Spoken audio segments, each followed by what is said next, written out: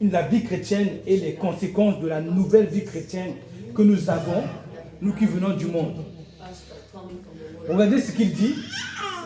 Voici donc ce que je déclare. Vas-y, lis, Rachel. En anglais ou en français? En français. Voici donc ce que je dis et ce que je déclare dans le Seigneur. C'est que vous ne devez plus marcher comme les païens qui marchent selon la vanité de leur pensée. Ok.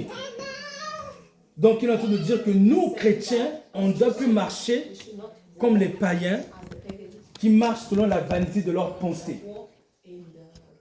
Nous, en tant que chrétiens, on ne peut plus se permettre d'avoir des raisonnements de quelqu'un qui ne connaît pas le Seigneur. Notre vie chrétienne est une vie d'instruction, de sagesse, d'intelligence, de raisonnement différent de ce que nous avions avant. On ne peut plus se permettre de raisonner comme on raisonnait avant. On doit apprendre maintenant à raisonner en calquant nos langages, nos paroles en fonction de la sagesse de la Bible.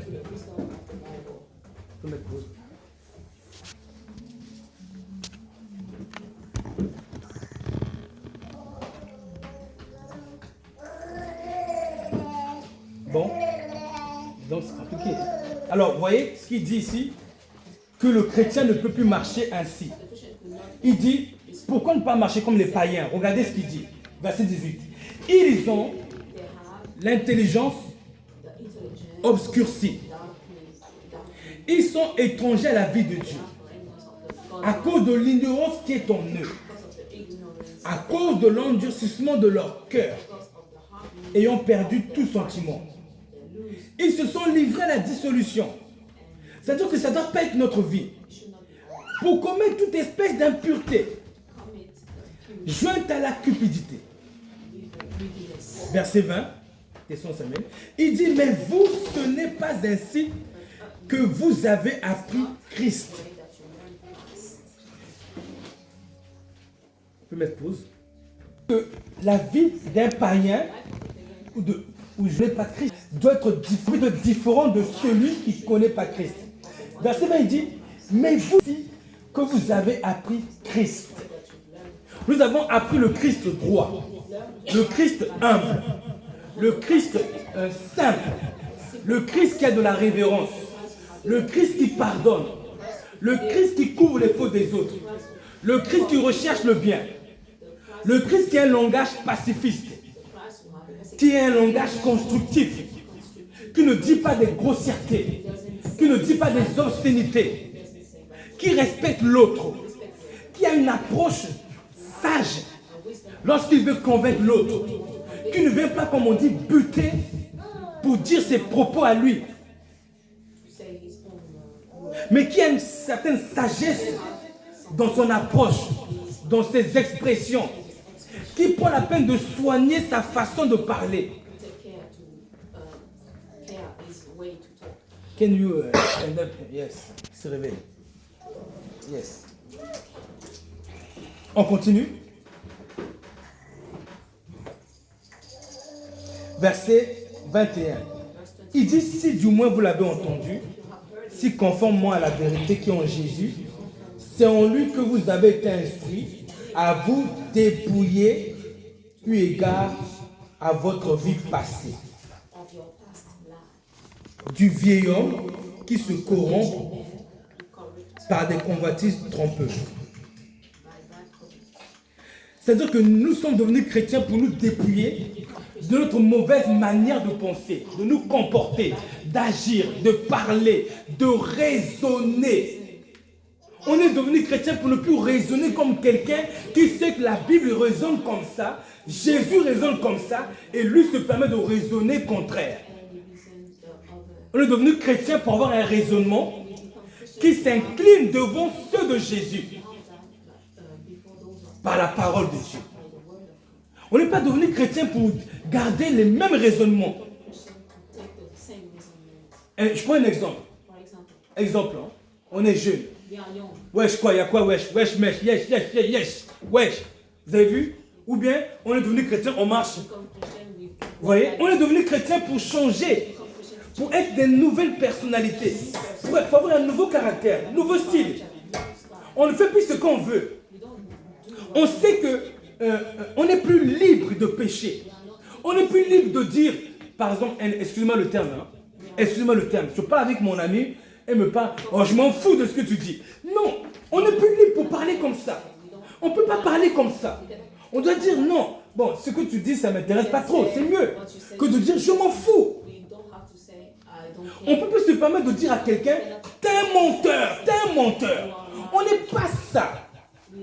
On est devenu chrétien pour avoir une nouvelle personnalité, nouveau langage. Les choses du passé, de quand on n'était pas chrétien là, ça doit rester au passé. Tous les jours, nous devons lutter pour que le nous, qui avait des caractères similaires à ceux qui ne connaissent pas Dieu, ne reviennent plus. Mais nous devons laisser paraître une nouvelle personnalité, des nouvelles paroles, une nouvelle sagesse, à l'écoute des autres, convaincre les autres par des mots, pas en haussant le ton. Et puis quoi encore? Si je t'ai dit c'est comme ça, hein? Moi, non. On est des chrétiens. Vous voulez convaincre quelqu'un? Posez-vous, respectez la personne, parlez avec lui respectueusement, posez des arguments sur la table, sans avoir à hausser le ton, sans avoir à abaisser la personne. Je peux aller là-bas, s'il te plaît.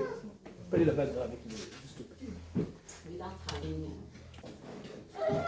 On est devenu chrétien pour avoir un nouveau caractère, une nouvelle personnalité, pour être un exemple, pour ne plus garder les mêmes mauvaises habitudes du passé, les mêmes comportements du passé, les mêmes réactions du passé.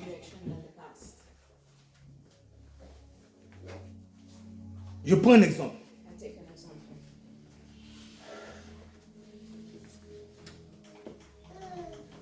Je prends un exemple. Vous êtes chez vous à la maison. Il y a un gamin qui sonne à l'interphone. C'est moi, Choupinette.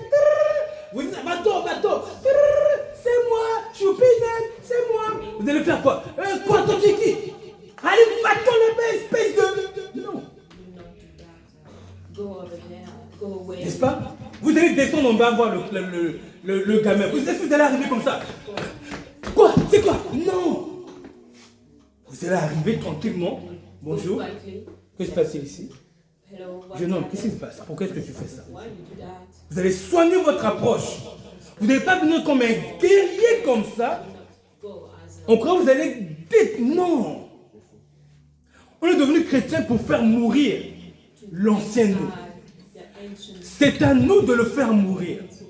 Christ a fait sa part à la croix. Mais nous, on doit se repentir, changer de personnalité et mettre en avant la personnalité douce du Christ que nous voulons imiter. Je continue. Du coup, c'est pour ça que Paul donne ici à la suite de ce texte-là des instructions. Vraiment, c'est pour nous les chrétiens. C'est pour que nous les chrétiens, nous comprenions qu'on est devenus chrétiens. Ce n'est pas pour rester le même. Il y a quelque temps, vous vous rappelez, je parlais. Je disais qu'un chrétien ne peut pas dire ceci. Excusez-moi le terme. Il y a YouTube qui est là, je ne peux pas dire tel terme. Le terme kill you, c'est pas chrétien. Un chrétien doit le dire d'une façon plus... quelqu'un puisse m'aider, ceux qui sont forts au vocabulaire. Comment? Subtil. Avec plus de sagesse. On ne peut pas dire on ne peut pas parler à... Un exemple, on ne peut pas dire à son époux, on n'est pas d'accord sur un point, on ne peut pas le dire. On lance le ton, on dit, tais-toi. Non. On peut le dire. Est-il possible que tu puisses te taire un petit peu? C'est mieux. Est-il possible que tu arrêtes de trop parler? Mais tu parles trop. C'est mieux que de dire, tais-toi. Là, tu rabaisses. Là, tu écrases. Et c'est ça toute la vie chrétienne. Ne plus laisser notre nous charnel se manifester. Regardez les instructions que Paul donne après. On va aller à partir du verset 22 5, on est au verset 23. Achète, tu vas lire le verset 23 en anglais jusqu'au verset 32. Lis en anglais 23 à 32. And be renewed in the spirit. Vous devez plus marcher comme les païens, c'est ça. Verset 23. Il dit être renouvelé de votre intelligence. Votre intelligence. On doit avoir une intelligence renouvelée, une intelligence qui connaît la Bible, connaît le Christ et qui raisonne maintenant comme le Christ. On ne peut plus se permettre de raisonner selon notre raisonnement. La Bible dit, Christ veut qu'on raisonne comme ça, mais nous on dit non, moi voilà comment je suis. Il n'y a plus de nous. Le nous ne doit plus exister. On doit dire, ah non, si le Christ pense comme ça, alors tu as raison ce que tu dis. On ne peut pas dire, oui mais moi c'est ce que je pense. Toi ce que tu dis c'est ce que le Christ pense. Oui mais moi voilà ce que je dis. On ne peut pas être comme ça. On doit se repentir de notre personnalité, nos raisonnements, nos caractères et dire non. Si ce que tu dis là c'est vrai, Christ pense comme ça, alors je peux me permettre de dire Christ pense comme si, moi je pense comme si. Mais je façonne mes raisonnements à l'image de Christ. C'est le terme, avoir l'intelligence renouvelée. Renouvelée. Quelqu'un me suit par la grâce de Dieu. Donc il dit, c'est ainsi que vous avez été, c'est en lui que vous avez été instruit à vous dépouiller eu égard à votre vie passée. Quand il dit vie passée, c'est quoi? Prends tout ce qui est dans le passé que tu faisais qui n'était pas pur, que tu disais qui n'était pas pur, que tu écoutais, que tu regardais qui n'était pas pur. La Bible a dit, vous avez été instruit à vous dépouiller de la vie du passé. Si dans le passé, tu te bagarrais, si dans le passé, tu montais, nous devons nous dépouiller. Si dans le passé, tu étais dans la distraction, si dans le passé, tu étais dans les boîtes de nuit en train de faire je ne sais quoi, tu draguais à gauche, à droite par exemple, si dans le passé, tu parlais mal aux gens, ou tu parlais mal des gens derrière eux, ou en face des gens, tu leur parlais mal, tu dois te dépouiller de cette vie passée. Si dans le passé, tu t'habillais de façon indécente, tu t'exposais, tu mettais tes rondeurs, tes formes en valeur, tu t'exposais, tu suscitais la convoitise des gens, tu dois te dépouiller de ce style de vie.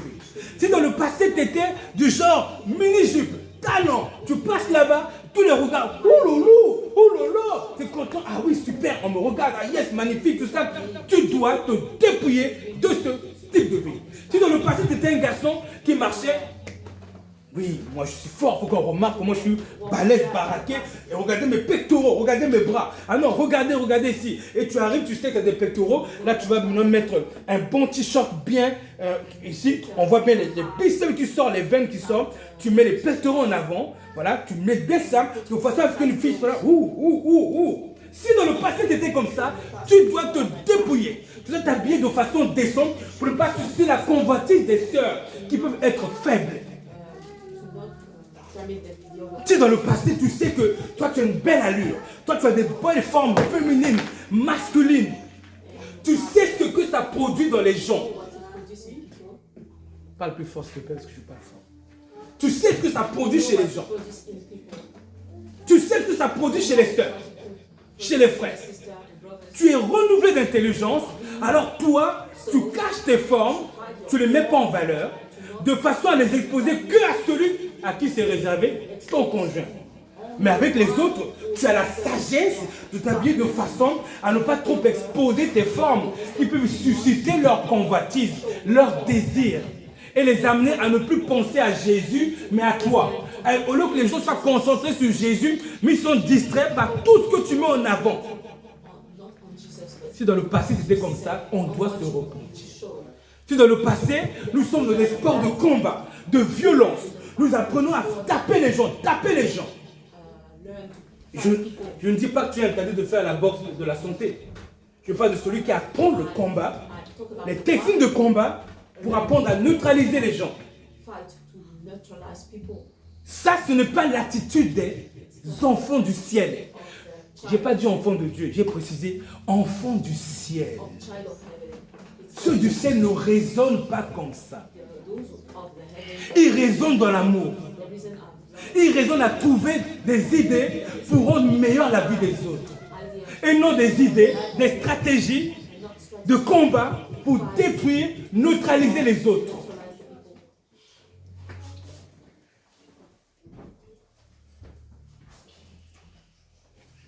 I'm not finished. J'arrive tout à l'heure.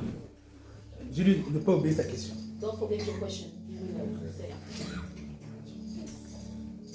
Donc, il nous a été instruit à nous dépouiller. Donc, chacun de nous connaît dans son passé ce qui n'était pas bien et qui jusqu'aujourd'hui est là. Moi, je t'ai dit moi, j'étais monsieur musculation.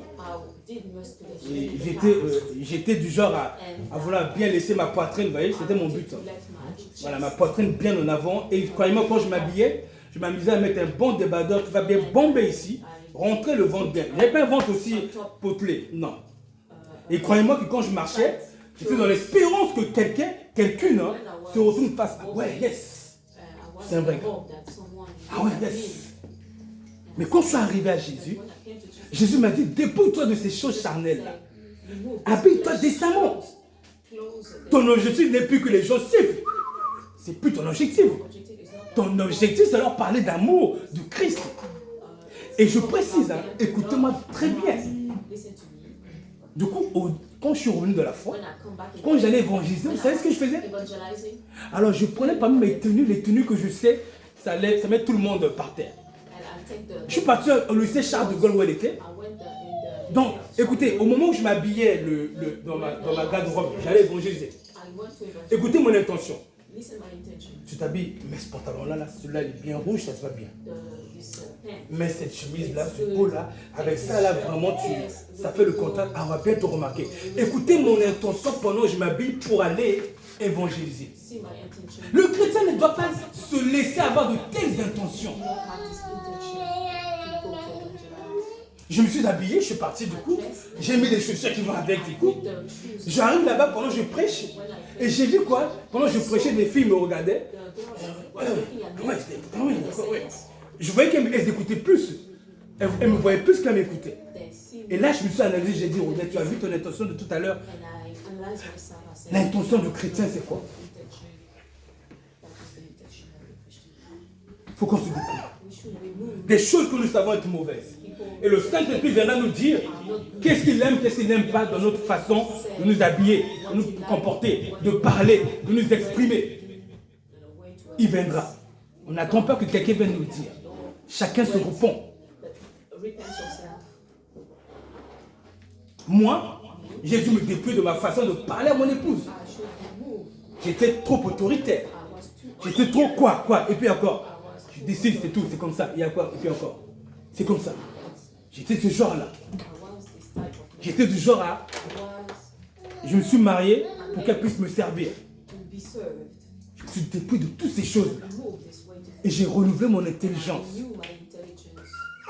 J'ai dû me dépouiller de quoi? Je voulais que mon fils soit un maître en ninja. Je voulais que tous les jours avant de partir à l'école, il fasse 1 heure d'arts martiaux à la maison. J'ai acheté gunbox pour lui, gunbox pour l'autre, gunbox pour l'autre, pour tout le monde, elle aussi, nous tous. J'ai mis 2 sacs de frappe à la maison, tout. J'avais ma feuille avec mes techniques de kung-fu, tout. Je voulais que mon fils soit capable de neutraliser quelqu'un en 2 coups. J'étais capable de le faire et je voulais lui transmettre ça. Vous devinez quoi quand je suis devenu chrétien? Et je me suis repenti. Vous regardez ce que l'enfant a dit à sa mère. Maman, je suis trop content, papa est devenu chrétien. Il va plus me forcer à apprendre ces kung-fu là, ces machins. J'aimais pas la violence.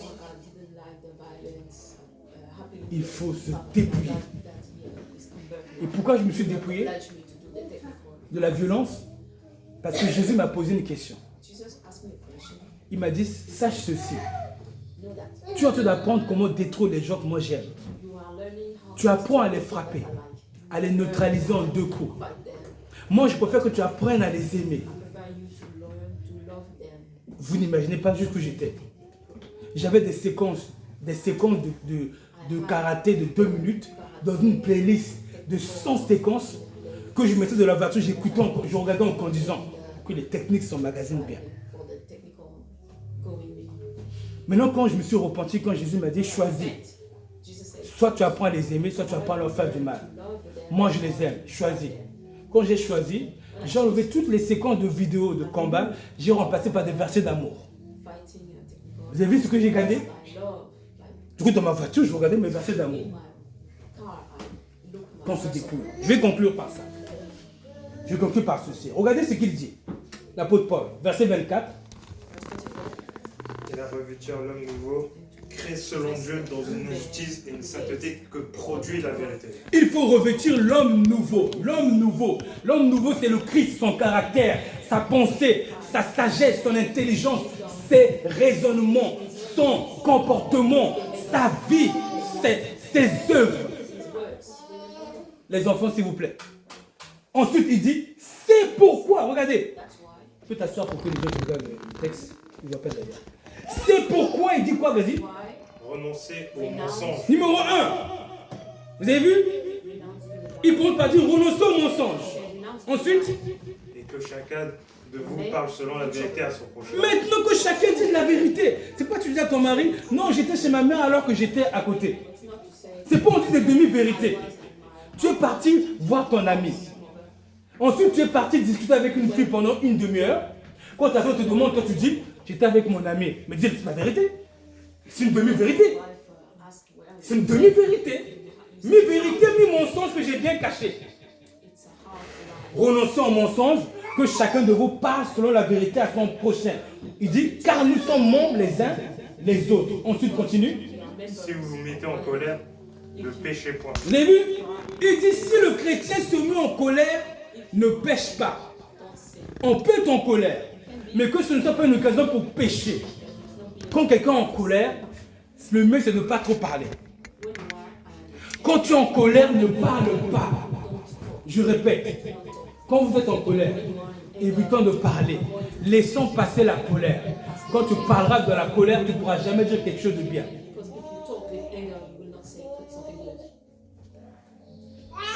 Si vous mettez en colère, ne péchez pas. Ensuite, tu dis, Que le soleil ne se couche pas sur votre colère. ça veut dire que si tu es fâché contre quelqu'un, ne laisse pas la nuit, le soleil se coucher, toi tu es encore fâché. Non. Va dans la chambre, va chanter Dieu, pardonne la personne dans ton cœur pour ne plus avoir ce ressentiment. Ne dors pas avec la colère. Tu ne sais pas si tu vas te réveiller demain, si Christ revient.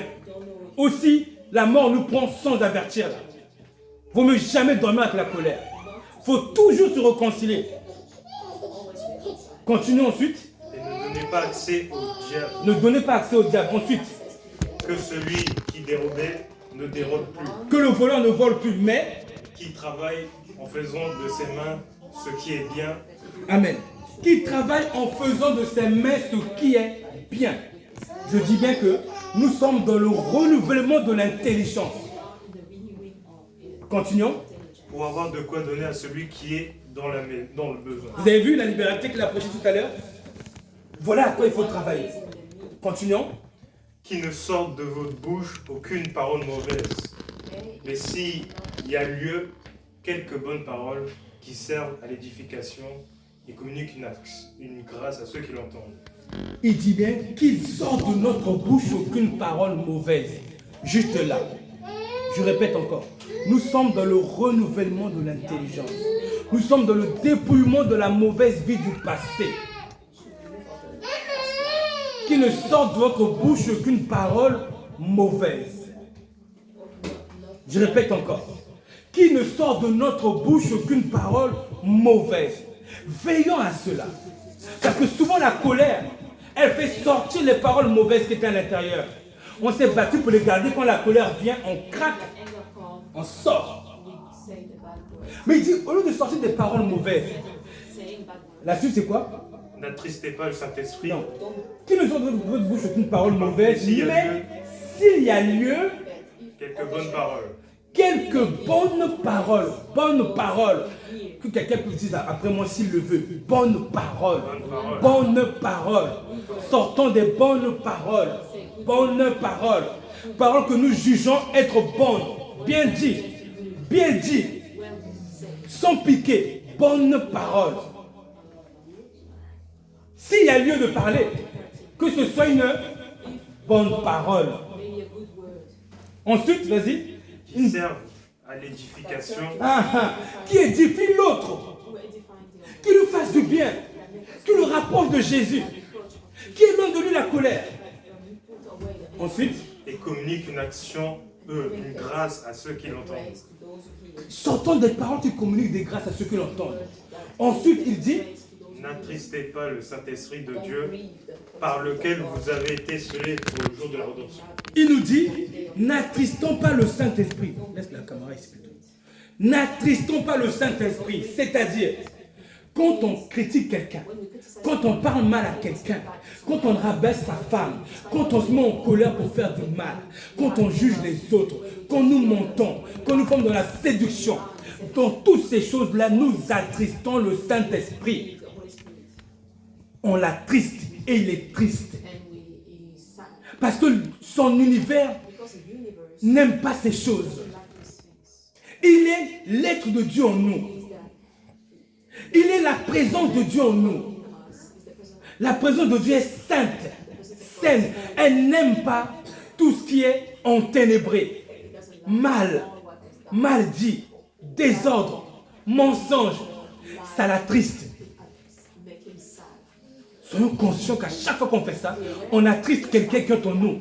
Et des fois, nous sentons une tristesse en nous parce qu'on a dit des paroles qu'on n'est pas fier de l'avoir dit. C'est le Saint-Esprit. N'attristez pas l'Esprit de Dieu. Ensuite, verset 31. Que toute amertume, Vous entendez? Que toute amertume, que toute animosité, toute animosité. Moi, je ne te parle plus. Tu ne me parles plus, on se parle pas. Toi, tu es là-bas, moi, je suis là-bas. Toute animosité. Ensuite, toute colère, toute colère, toute clameur, toute clameur, toute calomnie, les calomnies. Tu as vu ce qu'il a fait? Tu as vu ce qu'il a fait? Tu as vu ce qu'il a encore dit? Tu as vu celui-là là-bas? Tu as vu? Non, regarde lui encore, tu as vu? Toute calomnie, et toute espèce de méchanceté toute espèce de méchanceté disparaissent au milieu de vous. disparaissent du milieu de nous les chrétiens. C'est la vie nouvelle en Jésus-Christ, l'intelligence renouvelée. Les choses du passé, là où on dit des méchancetés, des clameurs, des colères, des amertumes, on en veut aux gens dans nos cœurs. Ça ne doit plus exister parmi nous. On doit se dépouiller de ces choses mauvaises et revêtir l'homme nouveau. Disparaître du milieu de vous. Continuons, vas-y. Soyons bons les uns envers les autres, compatissons. Donc soyons bons. Ayons de la compassion pour les autres. Ensuite, Compatissons, vous pardonnons réciproquement, nous pardonnons réciproquement. comme Dieu vous a pardonné. Alléluia. en Christ. Descends plus bas un peu. Amen. Gloire à Dieu. Donc, c'est la conclusion de mon message, ce que je viens de dire. Le renouvellement de l'intelligence consiste à jeter tout ce que Dieu nous révèle étant mauvais dans notre vie. Les mauvaises habitudes. Écoutez-moi bien. Avant d'avoir été renouvelé, je dis bien, j'étais dans le monde. Je ne juge pas ceux qui ne sont pas renouvelés. Je dis que je n'étais pas renouvelé à l'époque. Et je sais qu'on n'est pas forcément tous renouvelés. Avant d'avoir été renouvelé, je peux mettre pause. J'allais à la piscine. J'organisais des journées samedi à la piscine. Avec moi, ma mère, ma femme, mes enfants. Tout le monde en maillot de bain de la piscine. Tout le monde en slip. On allait à la piscine du chantier. Ben maillot de bain c'est un slip, d'accord. Si aujourd'hui je me mettais en slip, ça ne va pas vous choquer? Là, si je mets mon slip ici, ça va choquer ou pas? Parlons vrai, je ne veux pas te choquer. Je suis en slip ici, je prêche en slip. Bon, maintenant par contre, quand j'allais à la piscine, mon fils en slip, avec ses pectoraux qui sortent bien. Moi, en slip, mes pectoraux bien là, et j'étais content, mes bras bien là. Et il y a toutes les jeunes filles qui passent là-bas, on est fiers d'avoir un corps, une allure bien là, tout ça. Non, malheureusement, comme on était tous dedans, même des gens de ma famille qui sont âgés, en maillot de bain. Vous êtes en maillot de bain devant vos ancêtres, ça ne vous fait rien. Vos ancêtres sont en maillot de bain devant vous, ça ne vous fait rien. Il y a un problème. quelque chose qui ne va pas. Mais dans la maison, on ne peut pas faire ça. Ou je me trompe. Ah oui, donc à la maison, tu te mets en mode bête devant ta mère. On se met devant ta mère. Mais non. Mais pourquoi la piscine, ça ne nous dérange pas? Il y a un esprit d'égarement. Tout le monde pense que la piscine, il est autorisé d'être en slip. Mais quand j'ai été renouvelé, je me suis dit, je ne peux pas faire ça. Du coup, quand j'allais à la plage, au lieu d'aller à la plage comme tout le monde en bikini, tranquillement, et je me souviens à l'époque, écoutez, je vous dis bien, on était fiers d'avoir nos corps bien, voilà. Vous êtes contents, à ce moment-là, vous dites, ah, je suis content, j'ai bien fait du sport, mon corps était prêt pour la plage. Ouais, yes. Vous êtes bien content d'avoir un corps. Non, je ne peux pas faire ça. Je ne peux pas faire ça. Je ne peux pas faire ça. Je ne peux plus faire ça. Bon, dites-moi un peu. Parlons vrai. Parlons vrai. Tu es à la plage, tu me vois, je suis en slip là-bas, je cours, je jette dans l'eau, avec mon ventre qui bouge de tous les côtés. Non, vraiment. Dites la vérité, dites-moi la vérité. Je vais vous prêcher ici, vous allez me prendre au sérieux. Si j'ai des poils au ventre, plein de poils au ventre, parce qu'on n'a pas l'intelligence renouvelée. Parce qu'on est né dans un monde où la société nous a transmis ses valeurs. La société est comme ça. Ce n'est pas vraiment de notre faute. On a grandi dans un monde dans lequel la société ne blâme pas ça. Au bout d'un moment quand même, quand on prend de la maturité, on apprend quand même à se tenir. Alors du coup, aujourd'hui, quand je vais à la plage, moi je vais me baigner. Je vais mettre quand même un short, je vais mettre un bon t-shirt qui descend, qui est bien assez ample. Là c'est moi, excusez-moi, là c'est moi. Je ne vais pas mettre un t-shirt, excusez-moi, plaqué au corps là. Comme ça, on voit bien mes épaules qui sortent bien là pour eux. Non, je vais mettre un truc large. Je vais mettre un short bien bas quand même. Je vais peut-être laisser voir un peu le bas de mes mollets. Je vais me baigner comme ça. Pour ne pas être une pierre d'achoppement, une occasion de séduction, une occasion de chute pour les hommes ou les femmes mariées. Bon, on ne me croit pas, ok. Quelqu'un ne me croit pas. D'accord? Prends ton mari. Va avec ton mari à la plage. Prends ta meilleure amie, la plus sexy. Dis-lui qu'elle se met ton maillot de bain. Tu seras d'accord? Elle est avec vous, assise à la plage. Tu sors de jouer au sable là. Tu seras d'accord? Ça ne te fera rien? Il faut qu'on soit renouvelé. N'est-ce pas que la soeur, tu seras jalouse? Et moi, je serais jaloux.